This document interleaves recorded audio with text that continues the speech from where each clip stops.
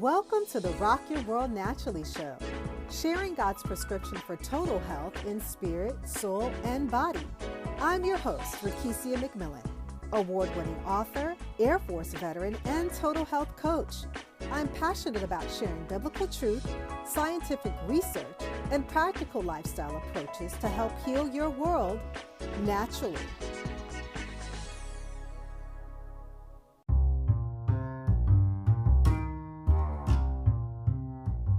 In this exclusive interview, I had the opportunity to host Bracha Goetz. Bracha is a Harvard-educated author of 38 books that help children's souls shine. She is also the author of Searching for God in the Garbage, a candid memoir for adults about overcoming food addictions joyfully.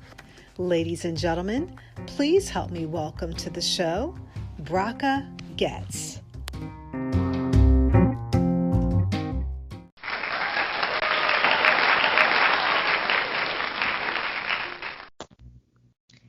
So happy to be here, Rekishia. Oh, I am so happy to have you on the show today. And before we get into the show, Bracha, I usually start out with an icebreaker question. So if you could let our listeners know, what are you doing in your world right now that is rocking your world naturally? What I'm doing naturally, well, I love to eat food that is whole foods, natural foods that was designed by the creator. That's what I love to do.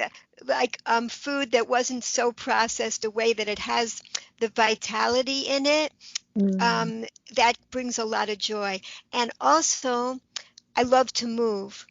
And I think that our bodies were designed to move. So that's another thing that brings a lot of joy. Dancing and doing yoga. I just love it. I love it. Dancing to lively music is very joyful. Yeah. Oh, you're speaking my health coach love language, Bracha. Definitely eating those nourishing whole foods that give us that energy and getting that movement in, just doing those things that bring so much joy and vitality to our lives. So that's a wonderful, wonderful thing.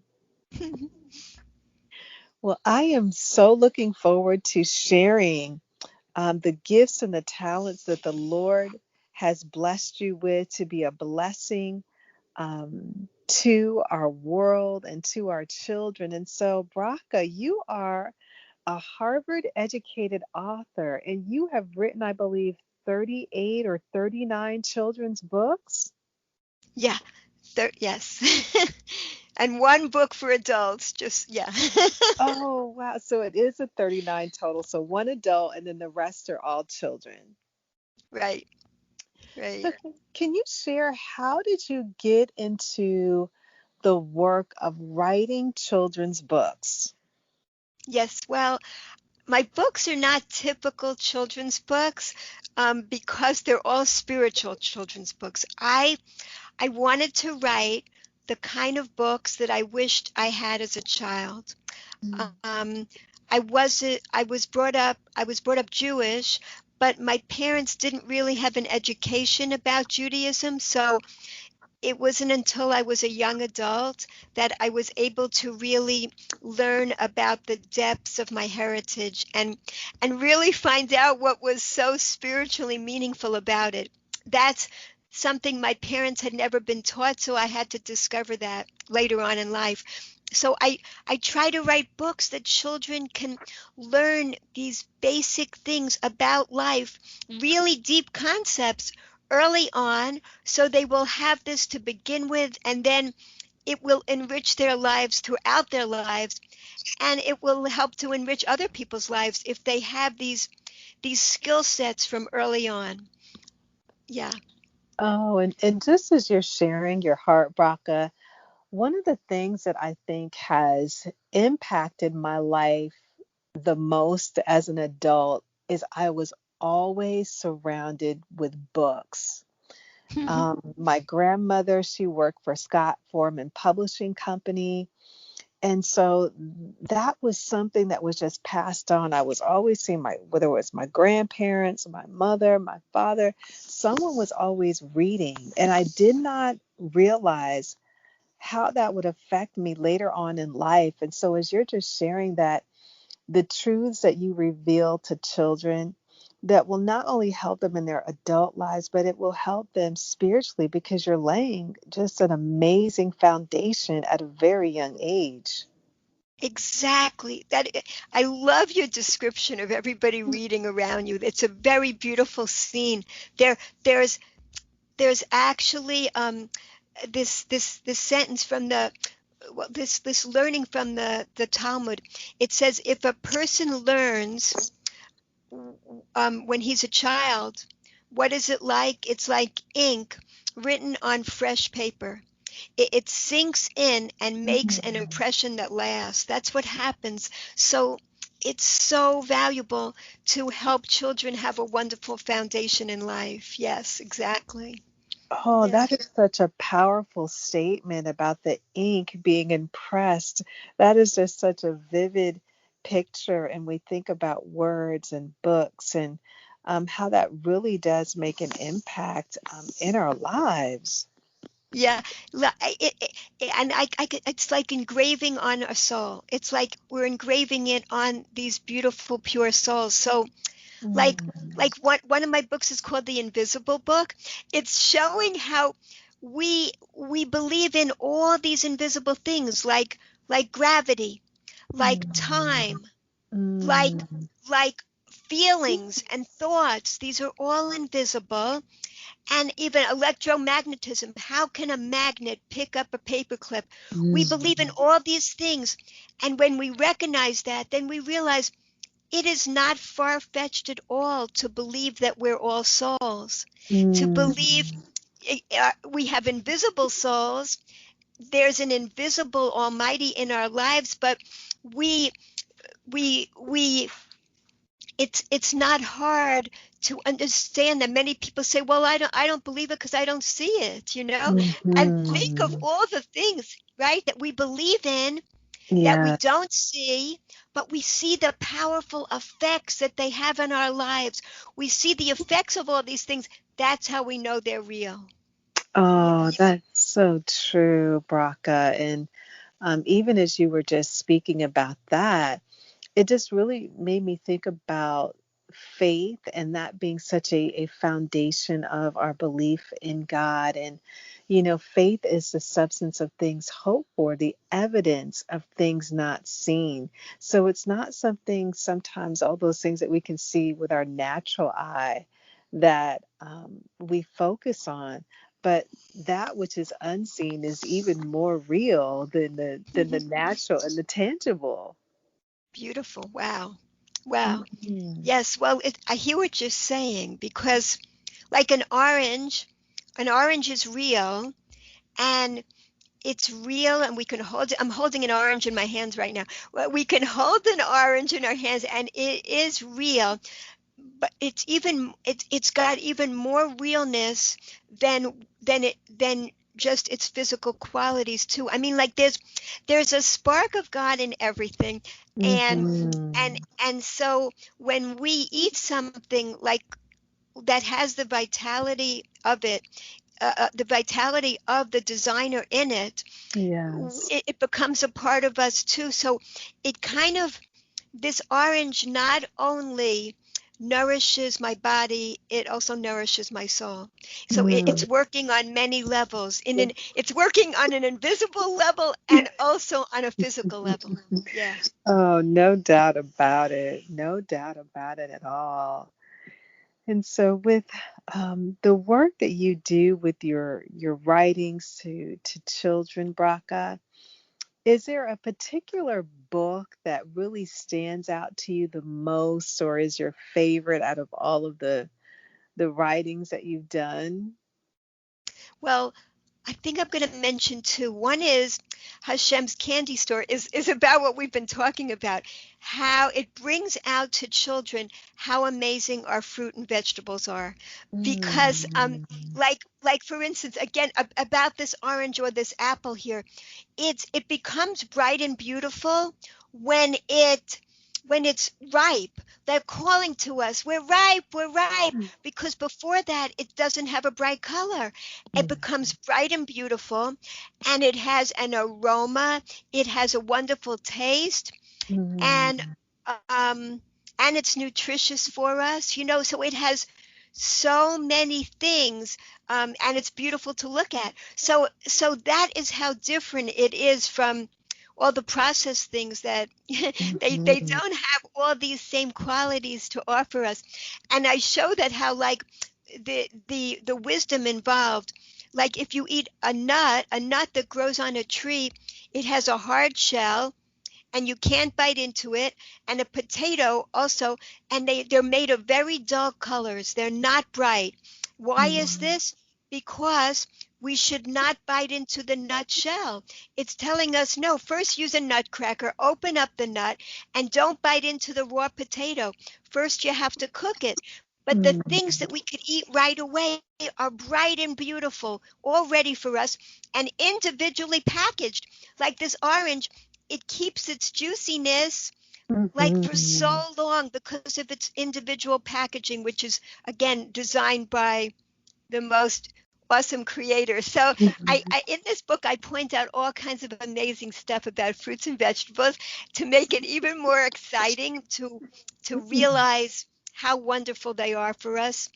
And another book I'm going to mention is I Want to Be Famous, because it's many children want to be famous, and this boy, he becomes famous overnight the way anybody could today, because somebody walking by, yeah, someone walking by takes a YouTube video of him doing something ridiculous, and he becomes famous, and just as soon as he's famous, the fame is over. Like, it doesn't last long, and then he's miserable until he realizes there's a spotlight within. If we get that spotlight shining from within, then we won't be craving the spotlight out there all the time. So that's our souls.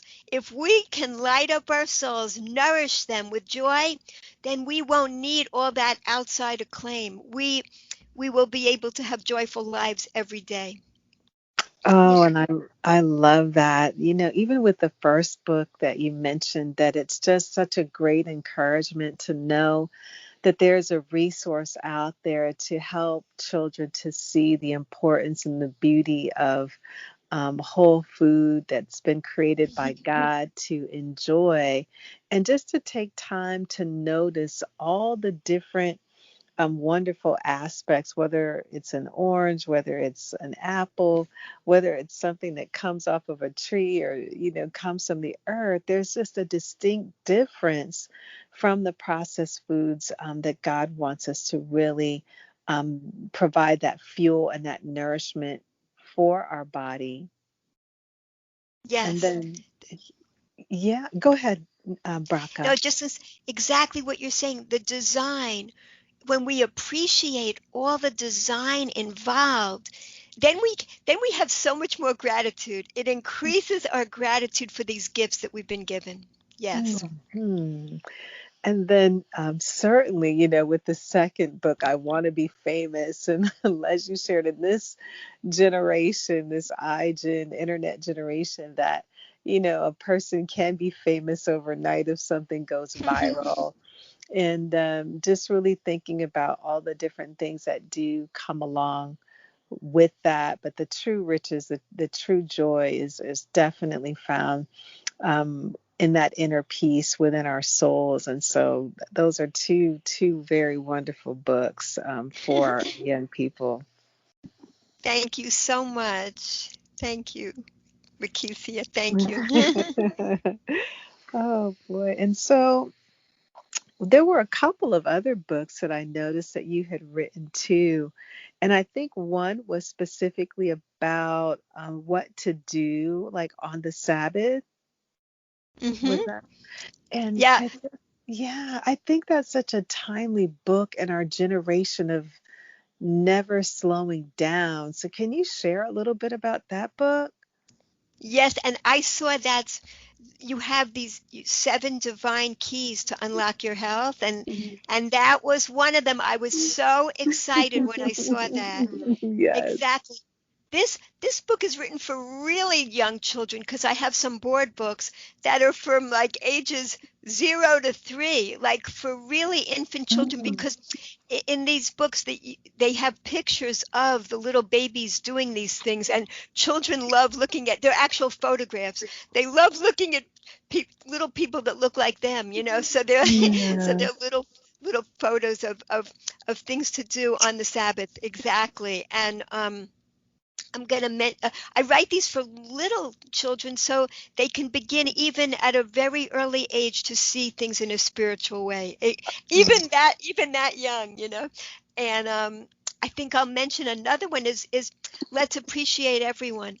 That's a book about teaching children about disabilities, Mm. because I feel it's so important.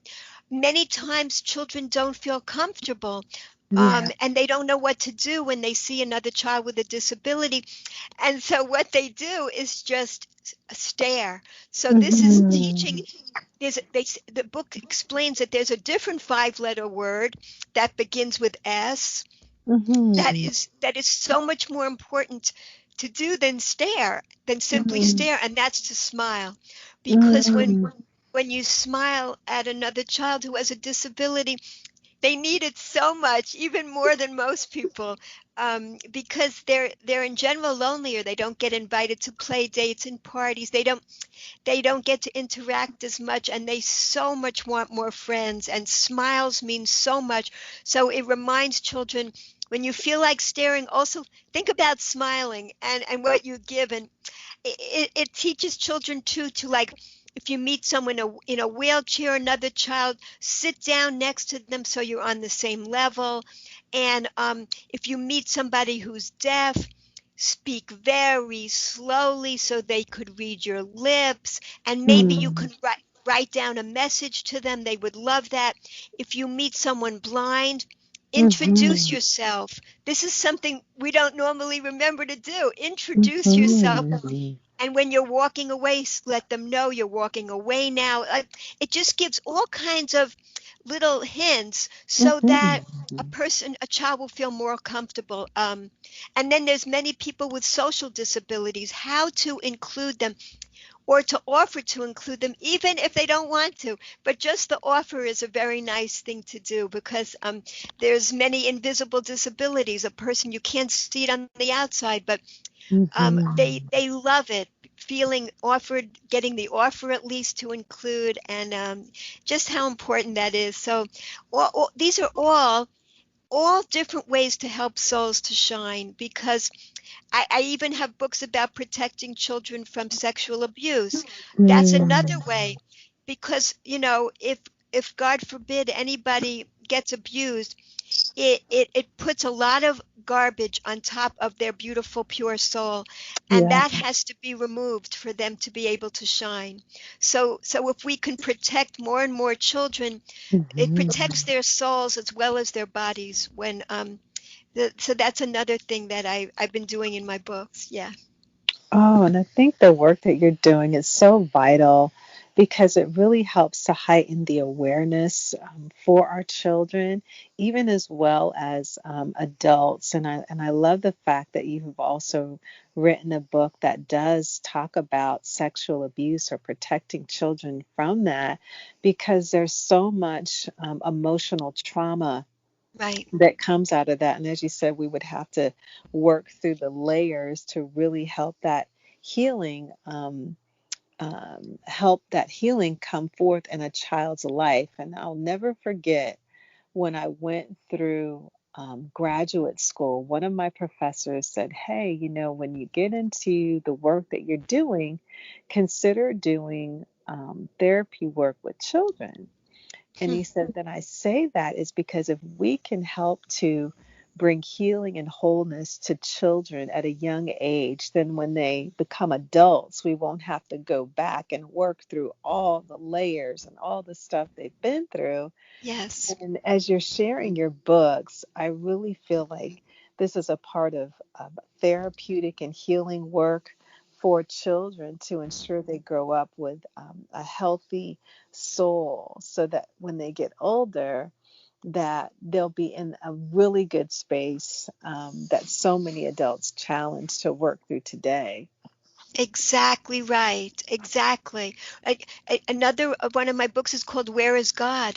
It's just basically finding God everywhere in nature. Where is God? Well, one of our sayings is wherever you let God in. So that's what this boy is on an adventure. It's kind of a story of my life too, because I was searching for years, and he finds out, from an older person actually helping him to discover, see God in nature and everywhere really. That's where we're Mm. open to it. Yeah. Mm-hmm. And I like the fact too where you correlate or you just shared your experience where you were searching for God. And I think that one of your books is Searching for God in the Garbage. Yes, And it exactly.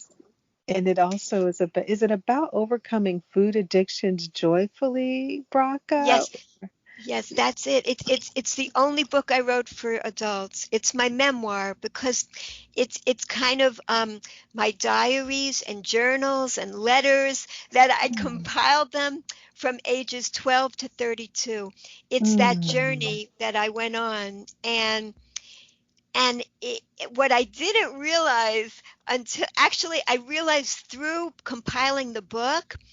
I saw the thread that went through my life, and I was able to see why was it that when my soul finally got the nourishment that it was craving, why did I no longer have the food addictions? Like, what did one thing have to do with Mm. the other? Yep. And then I could see it. When my soul got what it needed, there was no longer a need for that.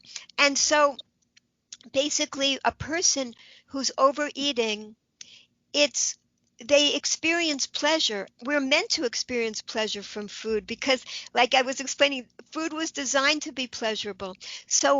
But when we don't usually overeat the healthy natural foods. I mean, like how many oranges can a person eat, but it's like the potato chips, the chocolate chip cookies, the pizza. We just keep, that we don't Mhm. feel that same. It doesn't fill our souls in the same way that the orange or apple does, and so we Mhm. will keep eating. Also, it doesn't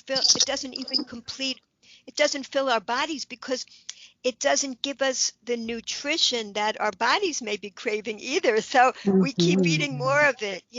It's actually, sugar actually drains our body of nutrients. so so Yes. um so when we overeat, from these processed foods, it's because we are experiencing this fleeting pleasure, and Mhm. then to get the pleasure to keep lasting, we overeat. We just keep going.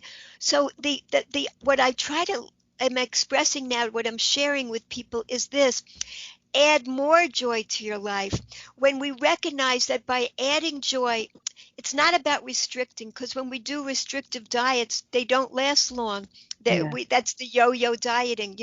People lose weight, but then what? You can't keep up restriction for how long? So when we add more joy, that you can keep up forever. Instead, when you feel like overeating, ask yourself this question: is it my body that's hungry or my soul? And Mm. yeah, when you ask that, you will know. And then you can do something else that's joyful, or just give it a try. Say, okay, I'll do something for 20 minutes. If I'm still hungry, I can come back and finish this bag of potato chips. Give it a try. You can get up, you can turn on music, start dancing, stretching, or go outside, experience the cool air on your face, experience the sunshine, or do whatever fills your soul, and that's on a physical level. I actually, what I'm teaching about is that there's 5 levels of pleasure, and there's 5 levels to the human soul. And as we go up on the pleasure ladder, it fills our soul on a deeper and deeper level, on a higher level, you could say too. So like as we on the lowest level are all the sensual physical pleasures. When we have these natural pleasures in our life, they uplift our soul as well. But when we go off course, when we use things in an addictive way, then they don't bring us pleasure. We're not feeling gratitude. We feel actually pulled down by it. Then it's not uplifting our soul. So the way to go through this is to ex- experience more natural type of pleasures and to feel gratitude, mindfully feel gratitude when you are getting to experience these blessings in your life. And that's just on the lowest level. There's 4 higher levels. I don't know if you have time for me to explain all the other. Should I? Or We have a few more minutes, maybe like a okay. minute or two. Okay, great. So the second level is love. What we mean by love in this definition is focusing on the virtues of another. That means it's completely within one's power to experience love, not dependent on anybody else. So each level up brings more connection into the world, and the ticket to going up each level is gratitude. That's how we go up in our pleasure and we uplift our soul is through gratitude. Physical pleasures is number 1. Going up the ladder is love. Third level is meaning, doing things that are meaningful and good for the world. The 4th level is creativity, tapping into the creative flow of the universe. And the highest level of all is transcendence, when we recognize that we're all connected. We're all connected to source, and we're all connected with each other. We all, it's like the veil of separation is lifted, and as you'll notice, each level up we emulate the Almighty more and more. These are all qualities of the Almighty, and they're all qualities of our soul. So we just tap into our soul by nourishing our soul with all these pleasures that are available at any moment. So there's really an abundance of pleasure in the world to uplift us, and they were all designed by the Creator because we're really here to experience the greatest pleasure possible in life, and those are these spiritual pleasures. Oh, that is absolutely powerful. Absolutely powerful. And so, for those who are listening, Bracha, and they are just really soaking in everything that you've been sharing on the show and with your books and the work that you're doing, where can people find you out on the internet? Well, the best place is my Amazon author page, because all my books are in one spot. My books are also in bookstores and libraries, but if you want to meet them all in one place, that's my Amazon author page, and my contact information is there as well. Oh, thank you so much. And if there were any parting words that you would have to share with our audience, what would that be, Bracha? Uh, I want to share the main point is that we are spiritual beings housed in physical bodies.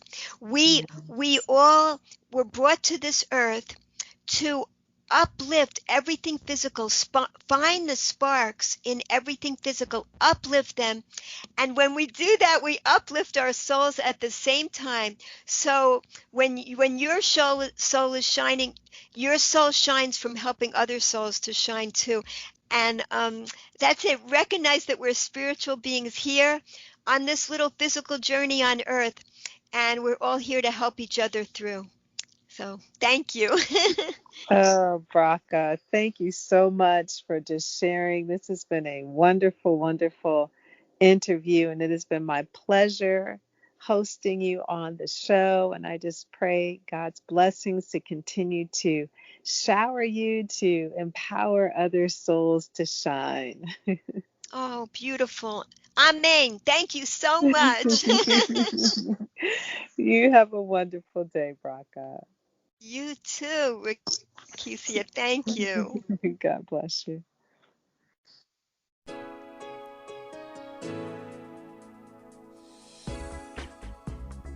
For speaking engagements, health tips, and total health education and inspiration, visit rockyourworldnaturally.com and on Facebook, LinkedIn, and YouTube, Rock Your World Naturally, and on Twitter, Rock Your World 28.